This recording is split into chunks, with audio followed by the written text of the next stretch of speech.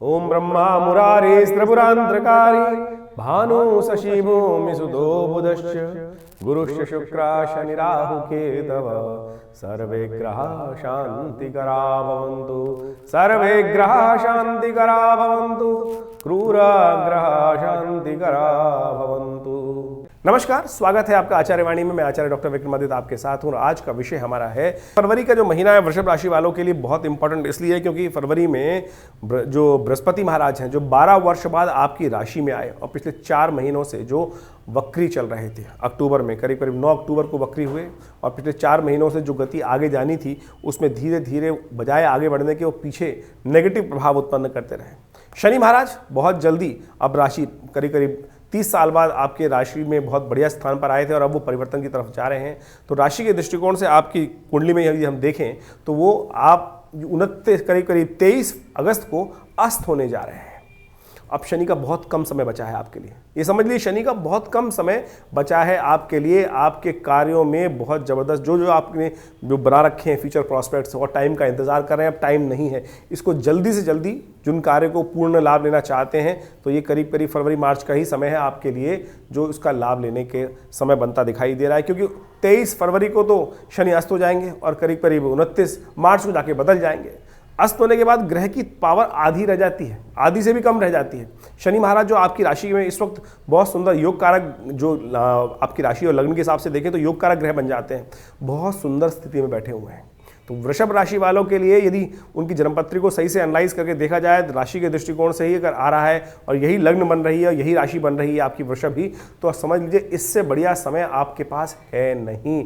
तो इस समय का आप लाभ लेने का प्रयास करें। एक कारण और भी है, मंगल महाराज जो पिछले काफ़ी लंबे समय से बहुत ही क्षीणस्थ अवस्था में चल रहे थे, कमज़ोर अवस्था में चल रहे थे, आपके तृतीय भाव में चल रहे थे, वो भी अभी 21 जनवरी को पुनः ताकत में आ गए हैं और वो जिस प्रकार से वक्र स्थिति में ही परिवर्तन कर योग बना रहे हैं और इसी 24 फरवरी को मार्गी भी हो जाएंगे। तो यानी ये फरवरी मार्च का महीना हर लिहाज से वृषभ राशि वालों के लिए बहुत सुंदर रहेगा। आपके वर्चस्व को स्थापित करने के लिए जो प्रमोशन इत्यादि का कार्य, सरकारी सम्मान प्राप्ति का सम्मान जो है या किसी भी चीज़ में लाभ लेने का समय है, बहुत इंपॉर्टेंट समय है, बहुत इंपॉर्टेंट समय है। ऐसे में बृहस्पति की ताकत भी बहुत बढ़ने वाली है जो आपकी बुद्धि में नए विचार डालने वाली है। विज्ञान से, आपके ज्ञान से, आपकी योग्यता से आपको पूर्ण लाभ देने की स्थिति बन रही है, तो बस उसका पूर्ण लाभ लेने का प्रयास करें। जो विदेश संबंधित कार्य कर रहे हैं उनके लिए भी बहुत बढ़िया समय चल रहा है। अभी देखिए बृहस्पति के साथ एक समस्या है, बृहस्पति विचार वाला ग्रह है और कई बार क्या होता है जिस स्थिति में चल रहा होता है ग्रह तो विचार में रहते हैं, अच्छा करेंगे। और क्या होता है, अब राशि तो हमने आपको बता दी वृषभ है, लेकिन अगर कहीं किसी की दुस्वाभाविक राशि ऐसे में आ जाए या कोई अशुभ जो लग्न है वो कुछ अशुभ पड़ी हुई है तो क्या होता है, व्यक्ति द्वंद्व में फंस जाता है। जैसे किसी की अब लग्न जो है वो मिथुन या मीन लग्न है और राशि जिसकी वृषभ है, तो समझ कि राशि के हिसाब से तो बहुत बढ़िया समय चल रहा है, लेकिन लग्न के हिसाब से यदि गोचर के दृष्टिकोण को हम समझने का प्रयास करें तो वहाँ द्वंद्वात्मक स्थिति बनी हुई है, करें ना करें स्थिति कैसी फंसी पड़ी है, तब व्यक्ति फंस जाएगा। तो ऐसे में उसको बहुत ज़रूरी है कि सही फोर्स से, एनर्जी से काम कर लें। चाहे आप विद्यार्थी हैं, राशि के दृष्टिकोण से विद्यार्थियों के लिए सफलता का पूर्ण मार्ग इस वक्त बनता दिखाई दे रहा है, उसका पूर्ण लाभ लेने का प्रयास करें। थोड़ी सी इसमें भगवान की कृपा भी लेने का प्रयास करें, थोड़ी सी बृहस्पति को और ताकत देने का प्रयास करें। पीले रंग का टीका, हल्दी का टीका या केसर का टीका नित्य प्रति अपने माथे पर लगाने का प्रयास करें। ये समय ऐसा है, ये आपकी सेविंग भी बढ़ाएगा, ये आपके क्रय विक्रय को भी बढ़ाएगा, बैंक बैलेंस को भी बढ़ाने के रास्ते दे सकता है और सम्मान में भी भाग्य से जो रास्ते रुके पड़े थे वो बिल्कुल सही चल रहे हैं इस वक्त। समझ लीजिए आप वृषभ राशि वालों, अब सोने का समय नहीं है, जो जागत है सो पावत है। तो इसलिए इस बात को समझें कि वृषभ राशि वालों के लिए समय पूरी तरह से लाभ कई मामलों में देने को तैयार बैठा हुआ है। बहुत विदेश संबंधित कार्यों में भी आपको लाभ प्राप्ति हो सकता है। यदि सबसे बढ़िया कोई राशि इस समय में फरवरी और मार्च में हो सकती है तो हमें दिखाई देता है वृषभ राशि वालों के लिए। इसलिए नेगेटिव विचारधारा से कई बार क्या होता है कि हम सब कुछ बहुत बढ़िया लेकर बैठे हुए हैं, लेकिन विचार हमारे कई बार क्या होता है, कुछ समय खराब होने के कारण से कई बार 4 बार हार हो गई तो 5वीं बार व्यक्ति हिम्मत ही नहीं करता है और समय आता है निकल जाता है।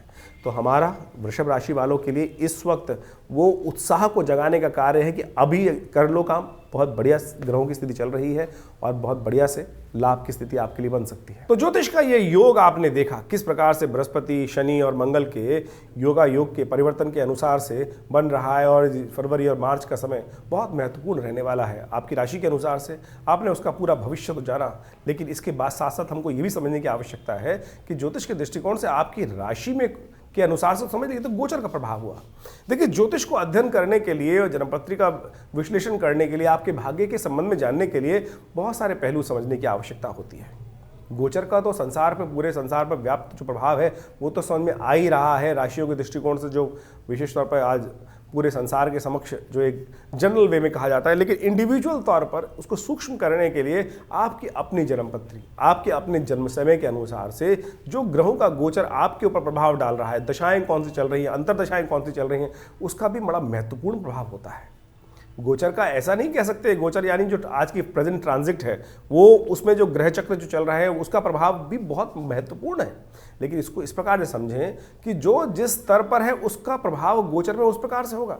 जैसे एक बात समझें आप कि बारिश हो रही है और बारिश एक अच्छी जगह पर होगी, बढ़िया वाले खेत पे होगी तो उसकी उपज बढ़ा देगी। वहीं अगर बंजर खेत पे होगी तो वहाँ कोई फायदा नहीं होने वाला। वहीं नदी में होगी तो उसका क्या, पानी बह जाएगा सारा का सारा। वृष्टि वही है, वृष्टि वही है जो योग हो रही है, बारिश वही जो हो रही है। वहीं एक सुंदर घर जो बहुत बढ़िया से बना हुआ है, वहाँ बारिश हो तो आनंद आ जाता है। वहीं बेचारा एक जो गली है छोटी सी और वहाँ पर कीचड़ हो जाएगी, मिट्टी कच्चे घर का बना हो तो कीचड़ कर देगी बारिश। तो ये सारा का सारा प्रभाव आपके देश काल परिस्थिति, यानी आपका मूल जो है, जिस स्थिति में आप हैं, आपकी जन्मपत्री जहाँ है, जहाँ अपने कर्मानुसार अपने भाग्य का लेखा जोखा आपने तैयार किया है, जो वास्तविक तौर पर ग्रहों की प्रत्यक्ष स्थिति है, वर्तमान स्थिति, उसका प्रभाव उसके अनुसार से होगा।